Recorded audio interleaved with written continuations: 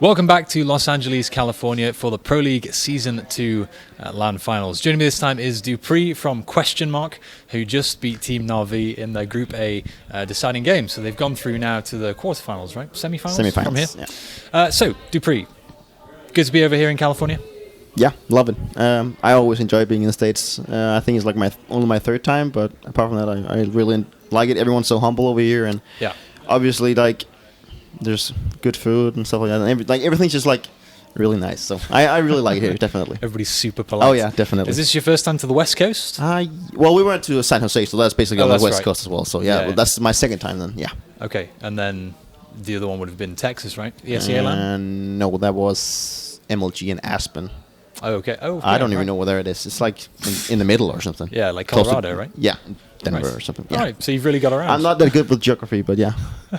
Okay, well, let's talk about this tournament in particular. So, you started off playing against Team CLG yesterday. You beat them, it was pretty straightforward, 16-12 and then 16-6 in the second game.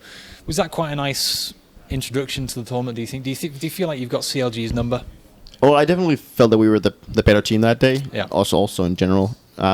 We kind of had an idea how they wanted to play the game. Since they got Peter now as their coach, they might have added something new. So we were still expecting something new, and we also did see new stuff. I think last time we played them was at Gamescom. Yeah. So it's quite some time ago. We also, I think we played Mirage against them back then too. I'm not quite sure, but it's whatever. Okay. But yeah, I felt confident the entire game, and everyone on the team, and we just played our game and won the rounds we needed to. We had a little bit of struggle in the beginning on the first map, but as soon as we figured them out, then things got back into how we wanted to play it. So for teams like this that you haven't, well, CLG, that you haven't seen in a very long time, you know they've changed a few things. How much time do you invest in watching demos, or do you just kind of go into the game and feel them out? It's kind of a two-way thing, but it's mostly Kerrigan who does it, because he's the one that kind of wants to do the in-game leading, obviously. Yeah, sure. So he's the one that watches it the most, because then he has like an idea what to do and what not to do. But it's also, against teams like that, you don't want to... Well, it's kind of hard. Like, you do want to counter them in some of their strats, but you don't want to like fully counter them on everything, because then it just ends up you start to play a certain place that you're not used to, because you have to adapt to everything they do. Sure. Instead of just playing your own game, that also could work. So it's kind of a two-way thing. Like, you could potentially say that you counter strat the gun rounds, like the pistol rounds, and maybe the first buy round to get like a good lead, and then you just play out of confidence and playing like your default strats and whatnot. Yeah. So yeah, it's definitely a two-way thing. But I mean, Kerrigan didn't use that much time. I think he watched like one or two demos of the maps that we were thinking of we were gonna play. Yeah.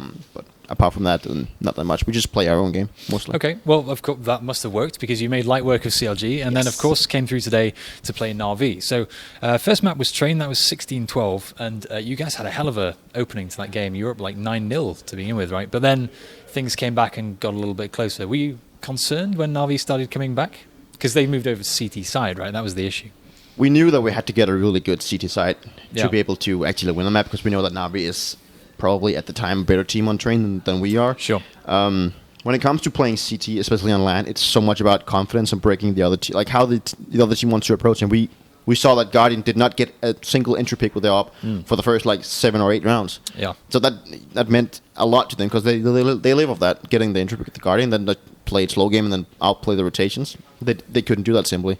Because we saved our smokes for a long time and just made sure that Guardian couldn't get those easy picks. And we just... The communication was flowing really good. Everyone was talking, and we had some good ideas what they were going to do. And then when people got the chance to do the big plays, people did it. So we just took it from there, and then we got on. I think also in the second half, we played pretty well. We got on. We did a small mistake at the 14-5 round, like the second NT eco, whatever the force buy they had. I think it was Cease was allowed to like sneak behind us and kill like 4 guys and stuff like that. We were like, that happens. Like, we just made a mistake, and he played it well. And obviously, we struggled a little bit in the end, and we took a timeout the last 3 rounds, and we had a completely good idea how to do it. Like, if it didn't work this, we had this, and then this. Like, we had 3 plans if neither of them worked, so yeah. When you play against guys, these phenomenal AWPers like Guardian, Kenny S, there's not that many of them, but when you play against them, does it kind of weigh on your mind? Are you kind of sensing a danger, like he could be anywhere? Does a good AWPer make you fear that, almost? Yeah, definitely. And Guardian is a prime example. Because he is, in my opinion, the best AWPer out there. And he's like super good at like... First of all, he hits almost all of his shots. He's super good at like positioning himself. Yeah. Even if he gets into like a sticky situation, he still gets the kill and somehow magically gets out of there still. So if you take down Guardian like in the beginning of the round, you're like, oh, that's a really big advantage you get. Like it is a huge advantage taking down Guardian in like he's almost like two guys killing two guys. Right. So yeah, definitely. And you always know that if he gets a kill somewhere in the map, he rotates to somewhere else, and he's gonna wait for you in another angle. So it's always a tough one when he plays extremely good, and he's insane with rifles as well. So like he's just like super good player across the board. Oh yeah, it's insane. Like I got wrecked by him so many times on Inferno. Like I was standing by the car on Inferno like 3 times. Like 3 different positions sometimes. Like he just wrecked me every time. It's like, yeah, okay, no worries. And he's just super good. Yeah, nothing you can do about that. No, he's just super good. Well, like you mentioned Inferno just there. So Inferno was the second game, and once again you got off to this kind of 6-0 lead, and then things kind of swang back into Navi's direction. I think he came to like 13-9, 13-10? 13-8, I think it was. 13-8, yeah. So they got quite close to closing you guys out, and that was your map pick. Yeah. I think, yeah. So I guess, because it was your map pick, were you confident you were going to kind of get that comeback to work? Or, I mean, how concerned were you at that point? Well, if we take it from the beginning of the map, we got off to a 5-0 start. Yeah. We almost every time we win the pistol round, I think we also win the first buy. I don't know, like we always so often go up 5-0 against people, but then they adapt to something, and then we have to wait like 3-4 rounds to kind of adapt to what they have done. So that's why it looked like that, I think. And when we got to CT, we won the pistol round. We shouldn't have, maybe not have won it, but like we did a misplay, but Kerrigan saved it kind of. And then obviously we lost the force up they did, which we shouldn't have lost either. And then in the first buy round, we lost a 1 versus 3 to Flamey, so that cost a lot of money as well, and obviously round. But when it was 13-8, we still played the way we did in the first buy round because we should have won it. It was just he did a good play and he killed us all. So we just kept going on, and we kind of knew how they wanted to play, and we didn't really do much. People stepped up when they needed to, and that's, I guess, why we won. Okay, and speaking just more generally about Na'Vi in that case, so you don't have the best record against Na'Vi. I think you've won like 2 of the last 5 games you've played against them, and one of those was like an overtime win. So, it seems as though you struggle against them. Is that fair to say? Is there an issue you guys have with their playstyle in particular, or do you feel it's more even than that? No, not really. We know that they play extremely slow, and if we save our grenades for a long period of time, it gets like a lot of the rounds came down to the last like 5 or 10 seconds they had. That's always how it is with Na'Vi, Yeah. So you just save your grenades to keep them off the bomb site for as long as possible, and then just win the duels when they came in. But no, I don't think we have any mental against Na'Vi. The reason why it's basically always so close, and we might go like then they win and we win, is because we're good on all the same maps. So we're all good on the same maps. Right. Like we ban out Cobblestone. They ban out Cash, and then like the rest of the maps, every one of us can play. Like both teams can play, so that's why it always gets so close. Okay. So that's why our games against Na'Vi is always close, and it's always like kind of exciting, and like just everyone is good on the map. So it's just about who hits the shot on that day. Well, talking about their slow play style, Valve has just pushed this new update out. I mean, the Revolver got nerfed, but the round times they've stayed around, right? So I think 1 minute 55 and a 40 second bomb timer. Is that going to favour, because presumably that's going to trickle down into the rest of the scene, right, if they use it at majors. Is that going to favour Na'Vi, do you think, that slightly longer round time? It's hard to tell now that you don't really... we haven't played on it yet. Sure. Yeah. And there's going to be some time now. There's going to be a Christmas break. So there's going to be some time before maybe everyone figures out how to actually play with the new round time. But if you look at, like, in general, I think it can maybe favour the slow playing teams, first of all, because...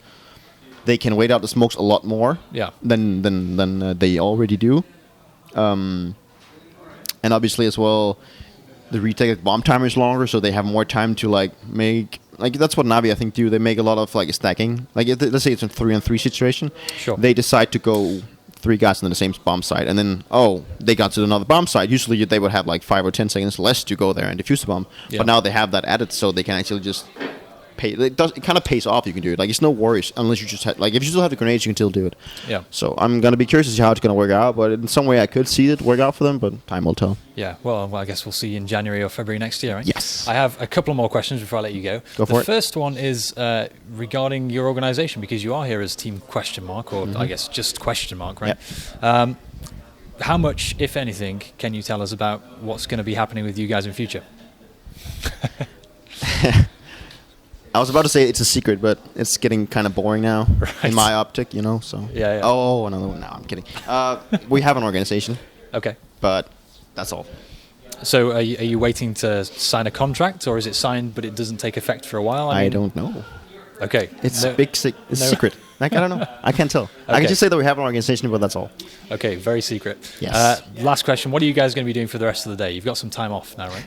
First, I'm gonna go to the hospital to get my ear fixed. Yep. Because I have this stupid buddy that likes to produce shitloads of earwax because it doesn't like me wearing in-ears for some reason, so it just produced shitloads. So now I can barely hear anything on my right ear. So I need to get that cleansed out. Yeah.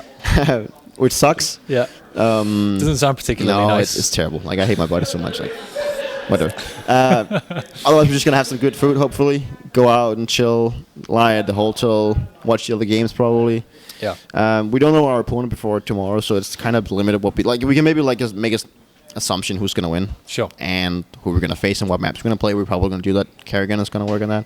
But yeah, just chill out and enjoy that. We'll celebrate that we won, and then just be ready again for the semifinal tomorrow. Not going to head out and check out sunny California? Well, sunny but cold California. Well, we're geeks, and we're probably gonna be lying at the pool instead, and like with our lovely bodies, like pale and T-shirts, fat bodies. Yeah, t-shirts like, and yeah. Oh yeah, pants by the definitely. pool, yeah. No, I don't think so. Like we wanted to go to Six Flags, but we haven't done that yet. We might do that if we go out tomorrow, the last day. If we don't make it to the Yeah. final, we can do it there, or go down to downtown LA or something. But Sure. probably gonna do something, but I'm not sure what. All right, sounds like a plan. Well, best of luck, Dupreeh. Let me you shake very your much. hand. And I hope all the hospital stuff goes well. Yeah, I Sounds- hope that you. I hope it's not gonna cost too much either. So. Yeah, this is America after Yeah, all. true. So, America. Okay, well, best of luck. Do you want to do shout-outs? I guess you don't have any sponsors right now. So, friends and family, that kind of thing? Well, just a big shout out to my girlfriend and everyone at home and my family that supports me. And obviously, this time I get to not thank an organization and not thank any sponsors. So that's kind of funny. Makes a change, Yeah, right? I haven't done that in ages, so it's kind of funny. So I'll just. Our supporters, of course. All of Oh, our yeah. supporters and all of our fans that still support us, even though we don't have an organization. Well, we do have one, but it's not official yet. Stop talking before you give stuff Yes. away. I'm not going to give anything away. All right, Dupreeh, thank you very much again. Best of luck tomorrow, whoever you should end up playing. Yes. And for everyone at esca.net, stay tuned for more coverage here in California.